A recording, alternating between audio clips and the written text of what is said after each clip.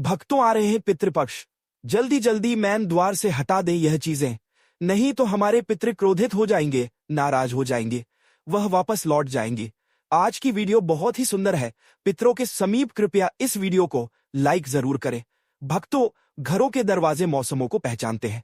कौन आ रहा है, कौन जा रहा है, कौन जा रहा है, कौन जा रहा है, हर आहट को जानते हैं। आपके घर के दरवाजे से सिर्फ आप ही नहीं आते, बल्कि माता लक्ष्मी, आपके पिता और जो भी शक्तियां होती हैं वह सभी यहीं से प्रवेश करती है। यह आपके निवास में सभी अच्छी ऊर्जा का प्रवेश द्वार है, संक्रमण क्षेत्र कहा जा सकता है, जो घर के अंदर और बाहर की दुनिया को जोड़ती है, और यहीं से जहां एक और सौभाग्य और खुशियां आपके घर में प्रवेश करती है, वही नकारात्मक ऊर्जा भी यहीं से प्रवेश करती है। इसलिए कहा जाता है कि अपने घर के मुख्य द्वार को हमेशा साफ सुथरा और सजाकर दिव्य प्रतीकों से, जैसे ओम हो, स्वास्तिक चिन्ह हो, जो भी आपके धर्म के चिन्ह है, उनको सजाकर रखना चाहिए। फर्श पर रंगोली बनाएं, आदि सजाएं।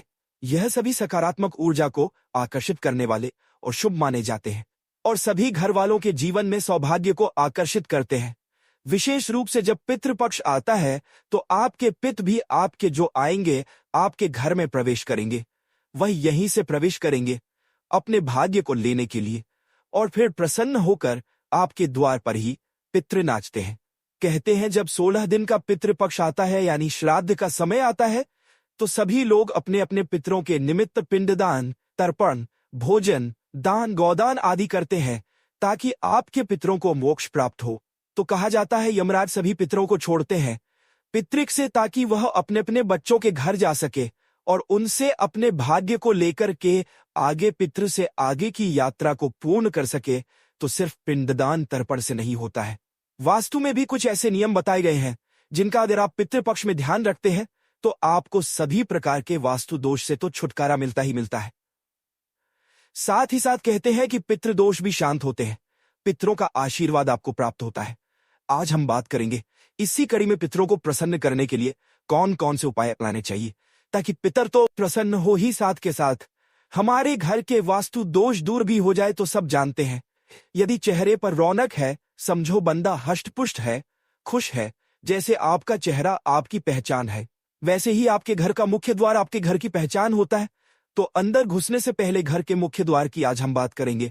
घर का मेन गेट आपके स्वास्थ्य, आपके धन, आपके सद्भाव को बढ़ावा देता है। यहीं से आपके घर में आने जाने वाली कॉस्मिक ऊर्जा अंदर बाहर होती है। आपके घर की पहली छाप ही आपका मुख्य दरवाजा तय करता है, और इसीलिए कहते मुख्य दरवाजे को हमेशा अच्छा रखना चाहिए, आवाज रहित होना चाहिए। उसमें से किसी किसी दरवाजे में से क्रीम क्रीम का टाइप की आवाज आती है। ऐसा नहीं, अगर आपका दरवाजा आवाज कर रहा है तो आपके पितृ जब आएंगे तो उनकी उपस्थिति में यह आवाजें बाधा डाल सकती है, उनको विचलित कर सकती है।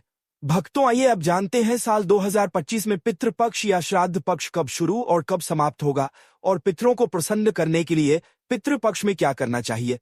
पितृपक्ष 2025 की महत्वपूर्ण तिथियां: पूर्णिमा श्राद्ध 7 सितंबर रविवार, प्रतिपदा श्राद्ध 8 सितंबर सोमवार, द्वितीया श्राद्ध 9 सितंबर मंगलवार, तृतीया और चतुर्थी श्राद्ध 10 सितंबर बुधवार, पंचमी श्राद्ध और महाभरणी 11 सितंबर गुरुवार, षष्ठी श्राद्ध 12 सितंबर शुक्रवार, सप्तमी श्राद्ध 13 सितंबर शनिवार, अष्टमी श्राद्ध 14 सितंबर सोमवार, एकादशी श्राद्ध 16 सितंबर मंगलवार, 17 सितंबर बुधवार, द्वादशी श्राद्ध 18 सितंबर गुरुवार, त्रयोदशी और मघा श्राद्ध 19 सितंबर शुक्रवार, चतुर्दशी श्राद्ध 20 सितंबर शनिवार, सर्वपित अमावस्या 21 सितंबर दिन रविवार। इस दौरान पितरों का श्राद्ध, तर्पण और पिंडदान करने से उनकी आत्मा को शांति मिलती है और परिवार में सुख शांति बनी रहती है। पितृपक्ष का समापन 21 सितंबर के दिन सर्वपित्र अमावस्या पर होगा। अब बात करते हैं मुख्य द्वार की। अगर आपके भी घर के मुख्य दरवाजे से आवाज आती है तो उसमें तेल डाल लीजिए और उसकी रिपेयरिंग करा लीजिए। दूसरा, पितृपक्ष शुरू होने से पहले ही उसके ऊपर लगे जादे आदि है तो उसको झाड़ लीजिए, गीले कपड़े से अच्छे से पोंछ लीजिए, और तोरण आदि पर धूल जम गई है या तो उसको बदल लीजिए या फिर धोकर दोबारा से लगा लीजिए।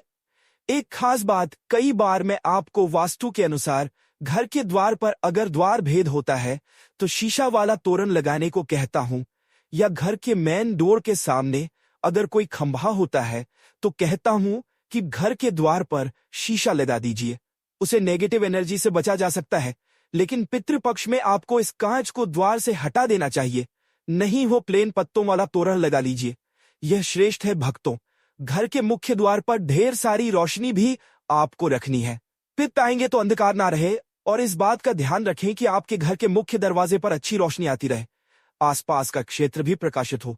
उचित रोशनी का प्रबंध कर लीजिए। पीली रोशनी अगर हो सके तो पीली रोशनी ही जलानी चाहिए, क्योंकि पीली रोशनी सूर्य की रोशनी की तरह दिखती है।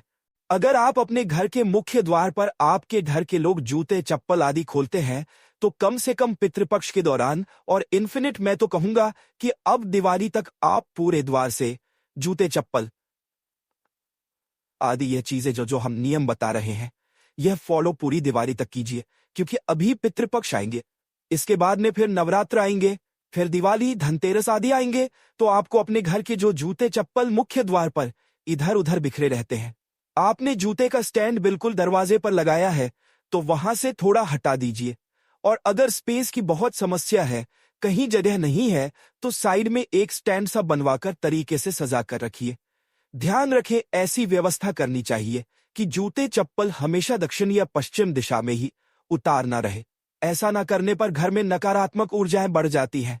कोई भी चीजों से जूते की रैक नहीं, पुराने कोई फर्नीचर हो, टूटे फूटे कूड़ेदान हो, टूटी हुई कुर्सियां हो, स्टूल हो, कई लोग कुछ है कबाड़ को इकट्ठा करके रखते हैं, द्वार के बाहर कर देते हैं अपने जाल में। भक्तों, इनको कोई काम नहीं है, बस कबाड़ इकट्ठा करते रहते हैं। तो वह आपके घर के बाहर नहीं हुए हैं, वह आपके घर की एनर्जी को बैन कर रहे हैं। इनको आप बिना लालच किए फेंक देना चाहिए या बेच दीजिए। और भक्तों, घर के दरवाजे पर एक दहलीज अवश्य होनी चाहिए। कहते हैं घर की दुल्हन जब दहलीज लांघती है पाखी सी उड़ने वाली परी कैद हो जाती है। अभी कई ट्रेडिशनल घरों में यह नियम लागू ही है, पर भक्तों घर में दहलीज अवश्य होनी चाहिए।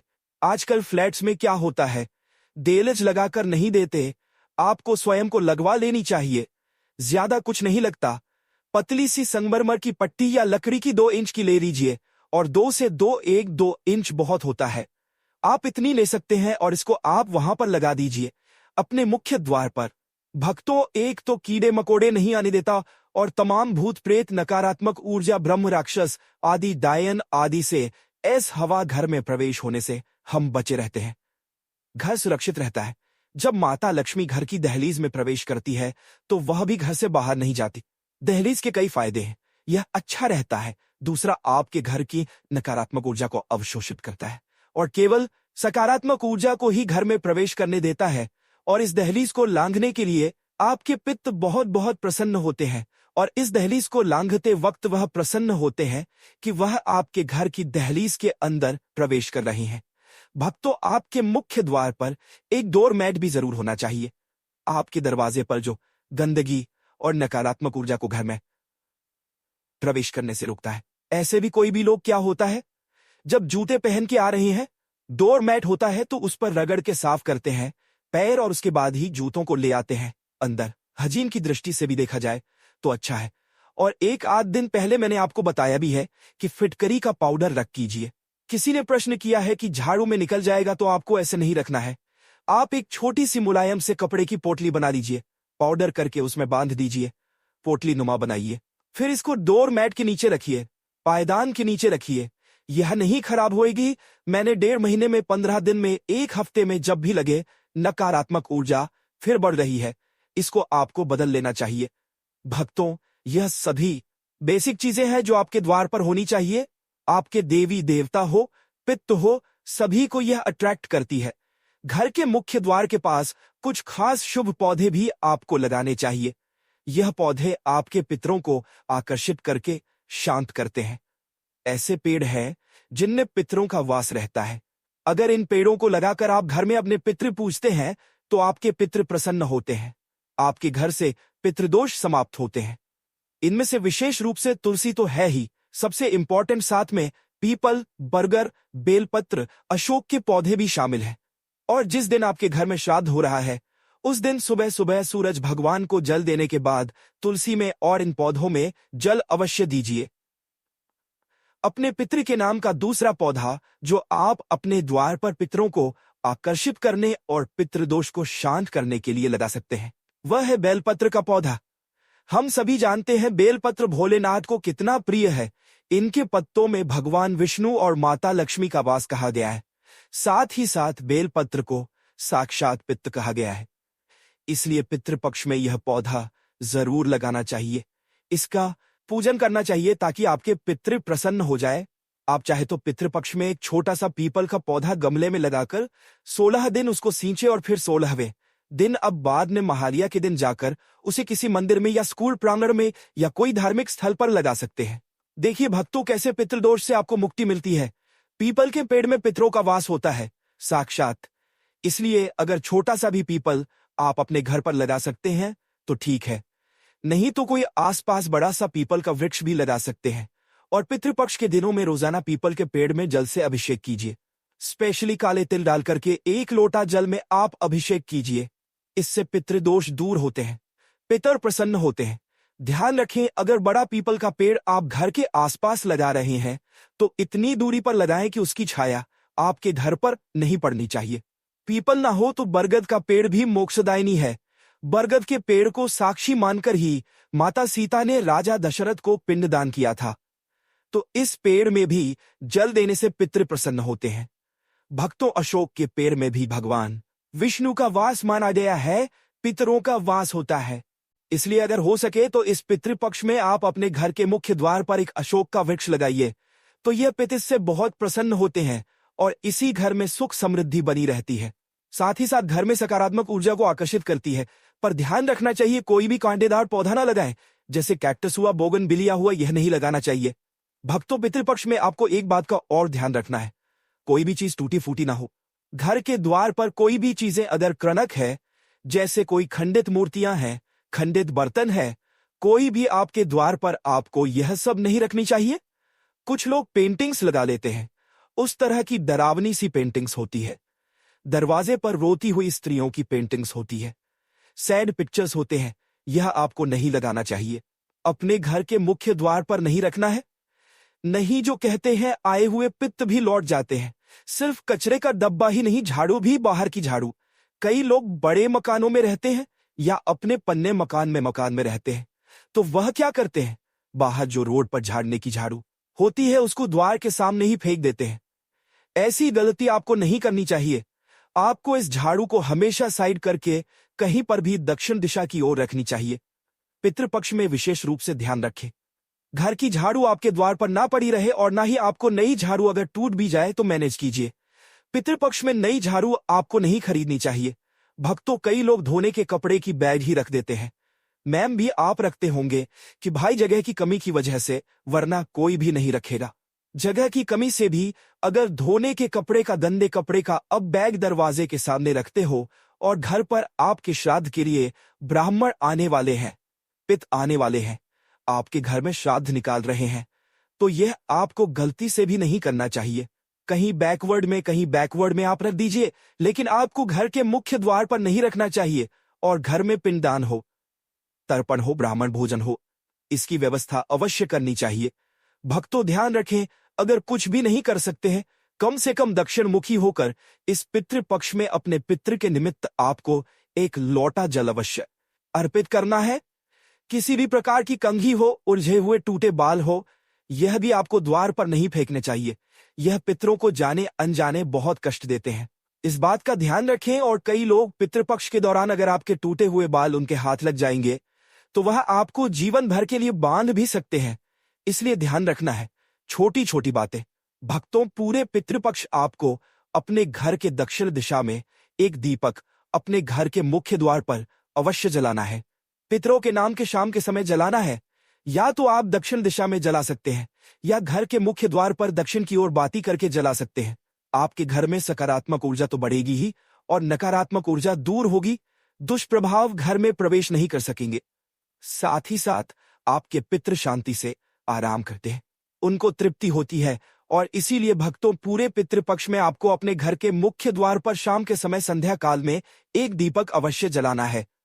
तो कर लीजिए यह उपाय। भक्तों, यह दीपक घी का हो, रुई की बात ही हो, इस बात का ध्यान रखिए। पितृपक्ष शुरू होने से पहले ही अपने घर से जो मैंने चीजें बताई है इनको अपने द्वार से हटा दीजिए। यह 8 चीजें नहीं तो कहते हैं भारी पितृदोष लगता है और आपके पितृ और ज्यादा रूठ जाते हैं। तो भक्तों, पितृपक्ष का समय है। सभी पितर अपने अपने बच्चों के पास आते हैं। अपने भाग्य को मानने के लिए थोड़ा सा जल उन्हें सच्चे दिल से अवश्य अर्पित कीजिए। हो सके तो पिंडदान तर्पण उनके निमित्त अवश्य कराइए। अमावस्या का श्राद्ध कीजिए, महारानी श्राद्ध कीजिए, पंचमी का श्राद्ध कीजिए, पंचमी का श्राद्ध कीजिए। जो भी आप कर सके भक्तों, अपनी श्रद्धा शक्ति के अनुसार उनके निमित्त थोड़ा सा गौचारा का दान कीजिए, गौदान कीजिए। आप अपने वजन के बराबर अगर भारी पितृदोष लगा हो तो आप तुला दान कर सकते हैं। भक्तों, इस तरह से छोटे छोटे उपाय अवश्य करें और फिर देखिए कैसे आपके परिवार से पितृदोष दूर होता है। इस वीडियो को शेयर जरूर करें क्योंकि हमें नहीं पता कब किसका भाग्य बदल जाए। सच्चे दिल से पितरों के निमित्त वीडियो को लाइक जरूर करें। कमेंट में लिखें हर हर महादेव, ओम नमः शिवाय।